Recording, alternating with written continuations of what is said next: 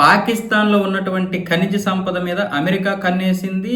China కూడా కన్నేసింది. అయితే ఇదంతా కూడా బలోచిస్తాన్‌లో ఉండడం వల్ల ఇప్పుడు కొంచెం పీకులాటే. ఎందుకంటే బలోచిస్తాన్ లిబరేషన్ ఆర్మీ వాళ్ళందరూ కూడా స్వతంత్ర దేశం కోసం పోరాటం చేస్తున్నారు కాబట్టి ఆ దేశంలోకి ఎవరిని రానివ్వడం లేదు. వచ్చినటువంటి వారి మీద దాడులు జరుగుతున్నాయి. ఇప్పటికే అక్కడ పోలీస్ వ్యవస్థ 70% బలహీనత పడింది. పాకిస్తాన్ పోలీస్ వ్యవస్థ అలాగే మిగతా అన్ని అంటే ఆర్మీ మీద కూడా దాడులు చేయగలుగుతున్నారంటే వాళ్ళ దగ్గర అంత ఇది ఉందన్నమాట. ఆఫ్ఘనిస్తాన్ కూడా సపోర్ట్ చేస్తుంది, ఇరాన్ కూడా సపోర్ట్ చేస్తుంది బలూచిస్తాన్కి. ఇలాంటి పరిస్థితుల్లోనేమొచ్చేసి ఇప్పుడు రేర్ ఎర్త్ మినరల్స్ కూడా ఉన్నాయని అమెరికా అక్కడ పెట్టుబడులు పెడుతుంది. ఈ రేర్ ఎర్త్ మినరల్స్ కి సంబంధించి అలాగే మిగతా ఖనిజాలకు సంబంధించి వీళ్ళు కొన్ని అమెరికా తీసుకెళ్లారు. ఇప్పుడు ఐక్యరాజ్య సమితి జనరల్ అసెంబ్లీ సమావేశాలు జరుగుతున్నాయి కదా, అంతకుముందు కూడా ట్రంప్ను కలిశారు. ఆసిఫ్ మునీరును షాబాజ్ షరీఫ్ కలిశారు. ఆ పెట్లో తీసుకెళ్లారు, ఆయనకు చూపించారు.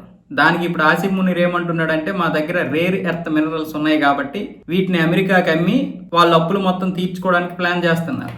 సో అప్పులు కనుక తీరిపోతే మా దేశం ఇంకా అభివృద్ధి చెందుతుంది, మరికొన్ని పెట్టుబడులు కూడా మా దేశానికి వస్తాయి. ఆ పెట్టుబడుల ద్వారా మేము కూడా ఇతర దేశాలలాగే బాగా అభివృద్ధి చెందుతామంటూ ఇప్పుడు ఆసిఫ్ మునీర్ చెప్తున్నాడు. దానికి సంబంధించి ఒక ఫోటో కూడా ఇప్పుడు విడుదలైంది. ఆ రేర్ ఎర్త్ మినరల్స్ చూపిస్తున్నారు. ఆసిఫ్ మునీర్ అయితే ఈ విధంగా గొప్పలు పోతున్నాడు. కానీ అక్కడ విషయం ఏంటంటే అమెరికాకి ఇప్పుడు ఆ రేర్ ఎర్త్ మినరల్స్ కావాలి.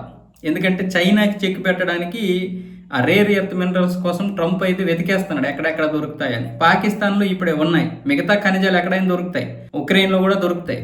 అందుకే ఇప్పుడు ఆ యుద్ధం ఆగిపోతే ఉక్రెయిన్లో కూడా తవ్వి తోసేస్తారు ఇప్పుడు అమెరికాలో అన్ని. ఇప్పటికే అక్కడ ఆ రేర్ ఎర్త్ మినరల్స్ని తవ్వి తీయడానికి $500 మిలియన్ అక్కడ అమెరికా కంపెనీ సిద్ధంగా ఉంది. ఆల్రెడీ వర్క్ కూడా స్టార్ట్ చేసేసింది. ఆ మినరల్స్ కనుక బయటకు వస్తే చైనాకి చెక్ పెట్టాలి. ఇప్పుడు చైనా అందుకే పాకిస్తాన్ మీద కొంచెం పక్కన పెడుతుంది. అమెరికాకి దగ్గర అవుతున్న కొలది చైనాకి దూరం అవుతుంది. అయితే భారతదేశంతో ఏదో ఒక రోజు ప్రమాదం రావచ్చు, వ్యూహాత్మకంగా ఉండాలి కాబట్టి పాకిస్తాన్కి పూర్తిగా దూరం అవ్వదు చైనా.